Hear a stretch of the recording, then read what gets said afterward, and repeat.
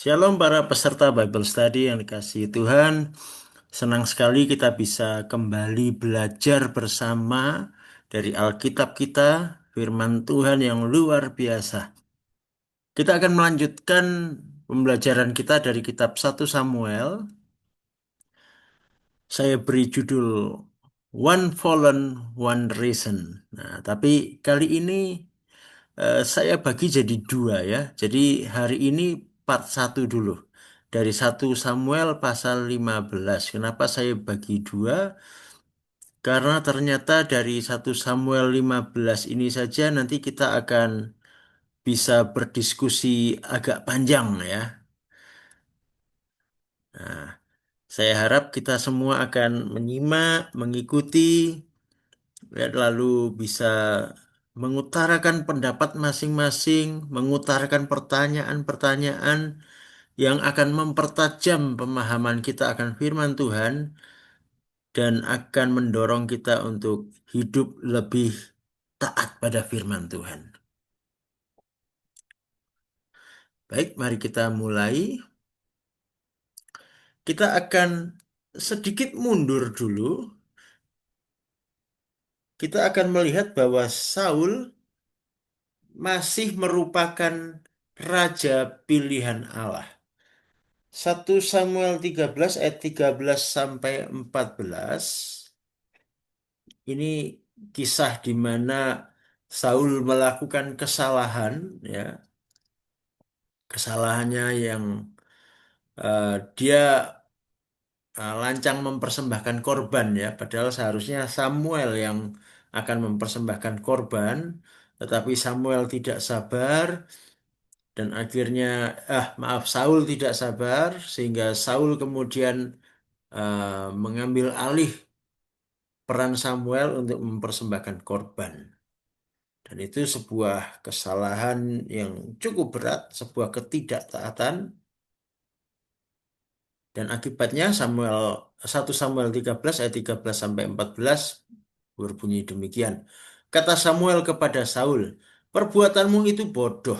Engkau tidak mengikuti perintah Tuhan Allahmu yang diperintahkannya kepadamu. Sebab sedianya Tuhan mengokohkan kerajaanmu atas orang Israel untuk selama-lamanya. Tetapi sekarang kerajaanmu tidak akan tetap." Nah, kalau kita lihat ini, ada konsekuensi, ada hukuman, ada akibat dari kesalahan Saul. Tetapi posisi Saul sebagai raja tidak dicopot oleh Tuhan. Ya, hanya saja kalau tadinya Tuhan merencanakan eh, kerajaan Saul itu akan dikokohkan selamanya, artinya penerusnya nanti akan dari keturunan Saul, tetapi itu dibatalkan. Nah, maka kita lihat di 1 Samuel 15, Saul masih tetap posisinya adalah raja. Ya. 1 Samuel 15 ayat 1 sampai 2 kita baca. Berkatalah Samuel kepada Saul, "Aku telah diutus oleh Tuhan untuk mengurapi engkau menjadi raja atas Israel umatnya. Oleh sebab itu, dengarkanlah bunyi firman Tuhan." Nah, di sini jelas. Jadi karena Saul itu masih raja, nah maka ada firman Tuhan untuk Saul sebagai raja. Ada perintah dari Tuhan. Ayat 2, "Beginilah firman Tuhan semesta alam. Aku akan membalas apa yang dilakukan orang Amalek kepada orang Israel, karena orang Amalek menghalang-halangi mereka ketika orang Israel pergi dari Mesir." Nah, jadi kalau kita ingat ketika orang Israel keluar dari Mesir, terjadilah peperangan dengan Amalek. Waktu itu Yosua yang memimpin pasukan, sedangkan Musa berdoa di atas gunung, mengangkat tangannya. Ingat, ya? Nah, Orang Amalek ini sudah diberitahukan oleh Tuhan, dijanjikan oleh Tuhan ketika itu bahwa orang Amalek akan dihapuskan, akan ditiadakan. Nah, rupanya Tuhan ingin menggenapkannya pada masa ini. Dan Saul sebagai raja atas Israel, sebagai pemimpin Israel, diberi tugas oleh Tuhan untuk melaksanakan penumpasan Amalek ini. Ya, ayat 3 perintahnya begini. Jadi pergilah sekarang, kalahkanlah orang Amalek, tumpaslah segala yang ada padanya, dan janganlah ada belas kasihan kepadanya. Bunuhlah semuanya, laki-laki maupun perempuan, kanak-kanak maupun anak-anak yang menyusu, lembu maupun domba, unta maupun keledai. Perintahnya jelas, habiskan semua, tumpas habis. Lalu apakah Saul melakukan perintah ini? Saul maju berperang, membawa pasukan Israel. Dan Tuhan memberkati sehingga Saul menang. Karena memang ini peperangan yang diperintahkan oleh Tuhan.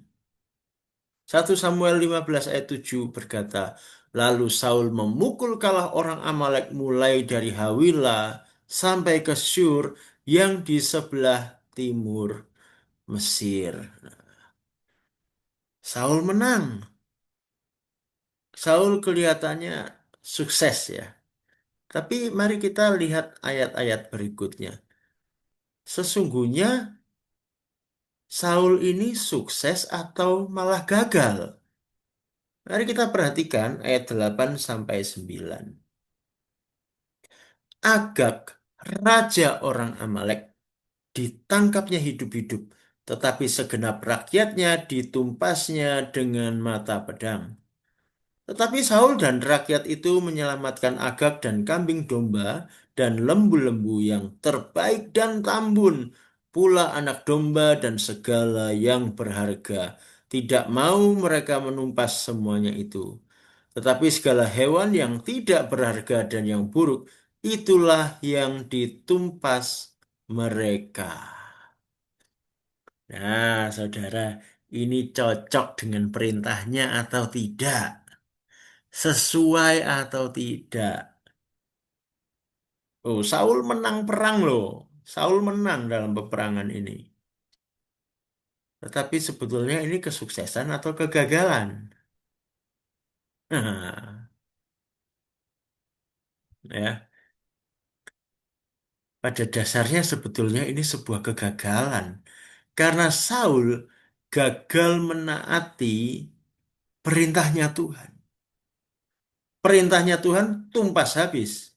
Tetapi ternyata Saul dan rakyat Israel melanggar perintah Tuhan. Mereka menjarah apa yang berharga, apa yang kelihatan bagus mereka ambil. Yang ditumpas habis hanya yang tidak berharga. Ya, bahkan Agag raja orang Amalek ditangkap hidup-hidup. Padahal perintahnya tumpas habis. Nah, ketika Saul kemudian berjumpa dengan Samuel, ya. Jadi ceritanya Samuel mendapatkan firman Tuhan, kemudian Samuel pergi mencari Saul, ya. Nah, di ayat 13 dikatakan ketika Samuel sampai kepada Saul, berkatalah Saul kepadanya, diberkatilah kiranya engkau oleh Tuhan. Aku telah melaksanakan firman Tuhan. Wah, kelihatannya Saul bangga sekali dan sedang bersuka cita karena dia menang. Ya. Diberkatilah kiranya engkau oleh Tuhan. Aku telah melaksanakan firman Tuhan. Gawat ini saudara. Ya. Saul merasa dia sukses. Tapi di mata Tuhan, bagaimana? Kita mundur sedikit ke ayat 11 ya. Kita baca ayat 11a. Kata Tuhan, aku menyesal karena aku telah menjadikan Saul raja, sebab ia telah berbalik daripadaku dan tidak melaksanakan firmanku. Tuhan sedih hatinya.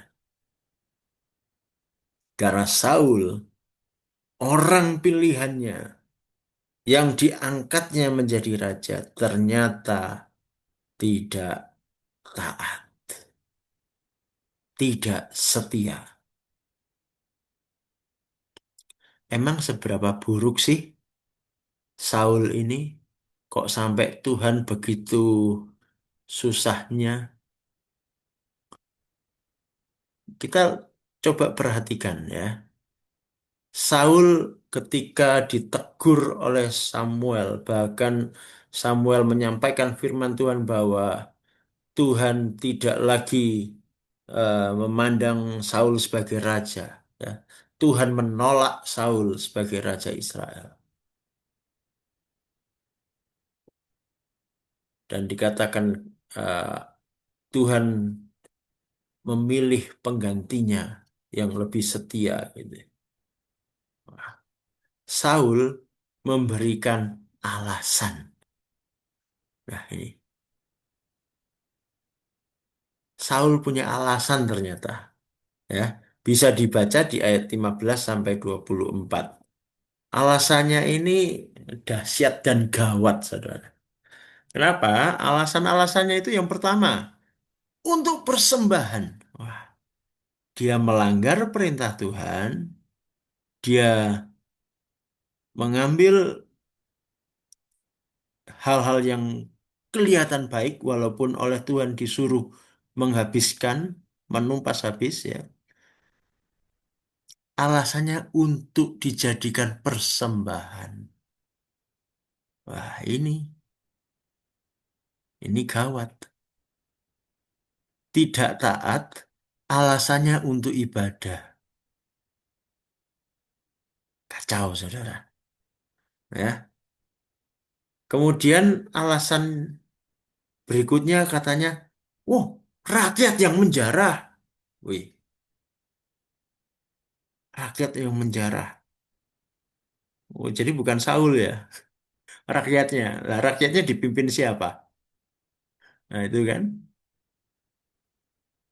Lalu alasan ketiga, katanya, ini menurut ucapan Saul sendiri, sang raja, Saul takut kepada rakyatnya.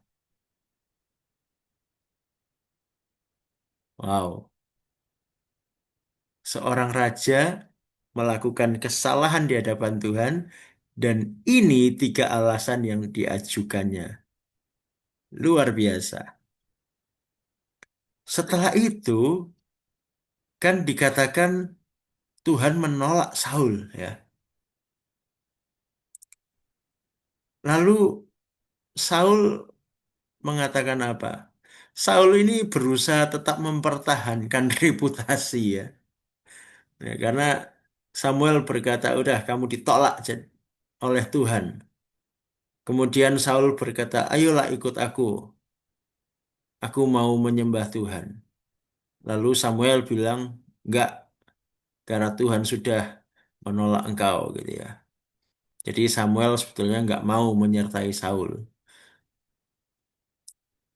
Tapi ayat 30 di sini tertulis, tetapi kata Saul, aku telah berdosa, tetapi tunjukkanlah juga hormatmu kepadaku. Sekarang di depan para tua-tua bangsaku dan di depan orang Israel. Kembalilah bersama-sama dengan aku, maka aku akan sujud menyembah kepada Tuhan Allahmu. Wah, ini kata-kata yang uh, dahsyat, saudara. Dahsyat gawatnya ini. Aku telah berdosa, tetapi tunjukkanlah juga hormatmu kepadaku. di depan para tua-tua bangsaku dan di depan orang Israel. Ya. Kembalilah bersama-sama dengan aku, maka aku akan sujud menyembah kepada Tuhan Allahmu. Wow. Nah, coba saudara diskusikan, melihat kesalahan Saul, alasannya Saul, lalu sikapnya Saul di ayat ke-30 ini, coba didiskusikan. Apa pendapat saudara tentang Saul? Ya. Nah, ini saya rasa akan jadi diskusi cukup panjang.